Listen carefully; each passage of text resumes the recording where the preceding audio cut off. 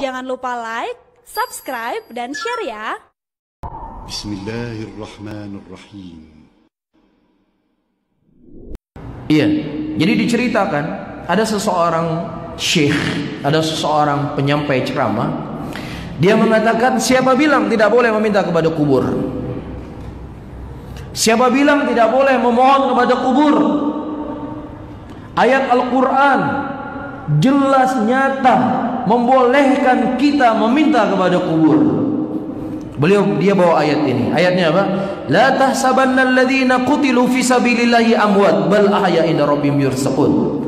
Janganlah engkau menyangka bahwasanya orang-orang yang mereka mati di jalan Allah, mereka itu mati, tidak, mereka hidup. Inda rabbihim yurzaqun. Kemudian ada seorang talib min talabah, ada seorang penuntut ilmu yang hadir di majelis tersebut. Dia mengatakan, mohon maaf ya Syekh, mohon maaf ya Syekh, iya, ayat yang kau jadikan sebagai sandaran bolehnya meminta kepada kubur, ini justru ayat ini membantah ucapan Anda sendiri. Dari sisi mana? Allah mengatakan dalam Al-Quran, inda rabbihim yurzaqun, dan mereka di sisi Rabb mereka, Allah mengatakan kalimat yurzaqun dengan di dhammah huruf ya. Di dhammah huruf ya, yurzaqun berarti di sini artinya mereka diberikan rezeki. Kalimat waw yurzaqun lah naibul anil fa'il. Jadi mereka bukan mereka yang memberikan rezeki, Allah yang memberikan rezeki kepada mereka. Lah kalau seandainya saja mereka masih butuh rezeki dari Allah, bagaimana kamu minta rezeki kepada mereka? Boleh Anda jadikan ayat ini sebagai dalil kalau Allah mengatakan inda rabbihim yarzuqun, mereka hidup di sisi Rabb mereka dan mereka yarzuqun, mereka memberikan rezeki. Tapi Allah tidak mengatakan yarzuqun, memberikan rezeki. Allah mengatakan yurzaqun, mereka diberikan rezeki. Beda kan? Yarzukun dengan yurzakun. Kalau yarzukun mereka yang memberikan rezeki, tapi kalau yurzakun mereka yang diberikan rezeki. Lah kalau mereka saja yang kamu minta rezekinya kepada mereka, mereka saja masih butuh rezeki dari Allah. Kenapa kau tidak minta langsung kepada Allah Subhanahu wa taala? Bisa difahami ya? Sehingga sungguh benar apa yang disebutkan oleh Syekhul Islam Ibnu Taimiyah rahimahullah, tidaklah seseorang mendatangkan sebuah ayat di dalam Al-Quran atau sebuah hadis Rasulullah SAW untuk membenarkan kebatilannya kecuali ada jawaban dari ayat itu sendiri. Dari ayat yang mereka gunakan, itulah ayat dia jadikan sebagai bantahan. Bisa difahami di sini? Ayyuhal ikhwan rahimani wa rahimakumullah. Ini satu, dari sisi ayat tidak ada satupun yang menunjukkan demikian. Dan juga dari sisi praktek, ketika terjadi musim kemarau yang sangat panjang di zamannya Umar bin Khattab radhiyallahu taala anhu, iya, kemudian Umar bin Khattab berkata kepada Abbas, ya Abbas, dulu ketika Rasulullah SAW masih hidup, ya, kita mendatangi Nabi dan meminta kepada Rasul agar Rasulullah berdoa kepada Allah agar Allah menurunkan hujan kepada kita. Ini kata Umar. Adapun hari ini wahai Abbas, Rasulullah SAW telah meninggal.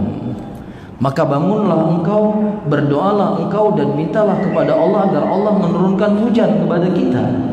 Di situ ada makam Nabi dekat Umar. Umar nggak berkata, wahai Abbas, dulunya Rasulullah itu masih hidup, kita datangi kepada Nabi dan minta kepada beliau agar Allah menurunkan hujan kepada kita, maka Rasulullah juga masih hidup dalam kuburnya, ayo datang ke kuburan Rasulullah. Nggak ada Umar berkata demikian. Tetapi Umar berkata, bangunlah wahai engkau Abbas, berdoalah dan mintalah dan mohonlah kepada Allah agar Allah menurunkan hujan kepada kita. Sehingga dengan athar ini para ulama mengatakan ijma seluruh sahabat Rasulullah SAW tidak boleh seseorang meminta kepada mayyit. Meminta itu hanya kepada Allah Subhanahu wa taala. Allah Subhanahu wa taala memerintahkan kepada Rasulnya. Di dalam Al-Quran surat Jin ayat ke-21 kata Allah, Qul inni la amliku lakum darra wa la rasyada. Katakanlah ya Muhammad, katakan wahai Muhammad, umumkan kepada mereka, sampaikan kepada seluruh umat. Kul inni la amliku lakum darra, sesungguhnya aku tidak mampu untuk menghilangkan mudarat dari kalian, dan juga aku tidak bisa memberikan petunjuk. Rasul ketika masih hidup tidak mampu untuk menghilangkan mudarat pada dirinya dan bagi orang lain, bagaimana lagi setelah beliau wafat. Nah, kalau seandainya ini kepada Rasul, manusia yang paling terbaik, bagaimana lagi kepada orang yang di bawah kedudukannya siapa? Rasulullah sallallahu alaihi wasallam. Wadih. Agama ini sangat wadih. Terlebih perkara apa? Tauhid. Terlebih perkara bahayanya kesyirikan. Hadza awdahul wuduh. Ini sesuatu yang paling jelas dari gamblang. Hari ini kita hidup di tengah masyarakat. Tauhid dianggap sebagai kesyirikan. Kesyirikan dianggap sebagai tauhid. Cuma dengan satu kalimat. Apa kalimatnya? Kearifan lokal. Di mana bumi kita pijak, disitulah langit kita junjung. Kalimat ini ya menjadi seakan-akan adalah ayat Al-Quran yang kemudian menghalalkan sesuatu apa yang diharamkan oleh Allah Subhanahu wa ta'ala, yang menjadi ibadah, sesuatu yang Allah dan Rasulnya menganggap itu sebagai bentuk kesyirikan kepada Allah Rabbul Alamin.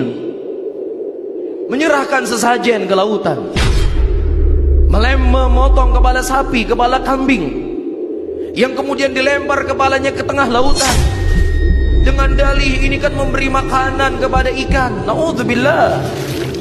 Wallahi para hadirin yang dirahmati oleh Allah, mereka bukan sedang memberikan rezeki, bukan memberikan makanan kepada ikan, tetapi mereka menyerahkan sesajen kepada pemilik laut. Ini merupakan penyerahan ibadah kepada selain Allah Rabbul Alamin. Ini tidak dibolehkan, ini tidak dibenarkan saudara-saudaraku muslimin. Ibadah kita hanya untuk Allah, dan itu yang selalu kita baca dalam salat kita. Iyyaka na'budu wa iyyaka nasta'in. Hanya kepada Engkaulah ya Allah kami beribadah, dan hanya kepada Engkaulah ya Allah kami mohon pertolongan. Kita tidak mengajak muslimin hari ini untuk beribadah kepada kubur-kubur. Kita hari ini mengajak muslimin untuk mensucikan ibadah mereka hanya kepada Allah Rabbul Alamin. Iyyaka na'budu wa iyyaka nasta'in. اهدنا الصراط المستقيم صراط الذين أنعمت عليهم غير المغضوب عليهم ولا الضالين.